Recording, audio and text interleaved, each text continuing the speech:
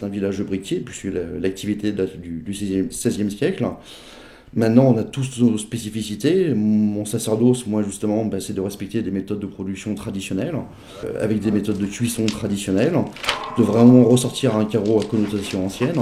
J'utilise justement des fours du XVIIIe siècle pour faire des cuissons au bois. La cuisson au bois, ça nous permet d'obtenir un panel de couleurs qu'on ne peut pas obtenir avec d'autres combustibles.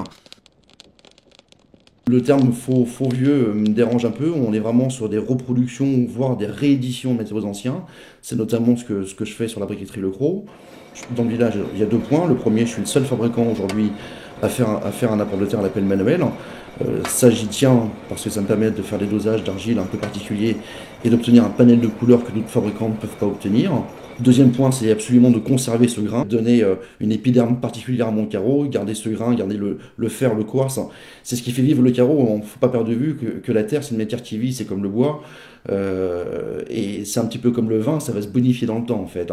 Et plus le carreau va se patiner, plus l'usure va se faire, plus le quartz et le fer vont apparaître, et plus on aura un carreau à connotation ancienne. Donc toutes ces méthodes de production, j'insiste dessus, je les conserve absolument. Et puis on a un rapport très différent avec le métier. On n'appuie pas sur une machine, sur un bouton, et hop, on va se coucher. La cuisson se fait automatiquement. Il y a un rapport avec le feu, il y a un rapport avec la terre, avec l'eau, parce qu'on utilise les trois éléments. Et c'est ce qui fait vraiment le côté intéressant du métier.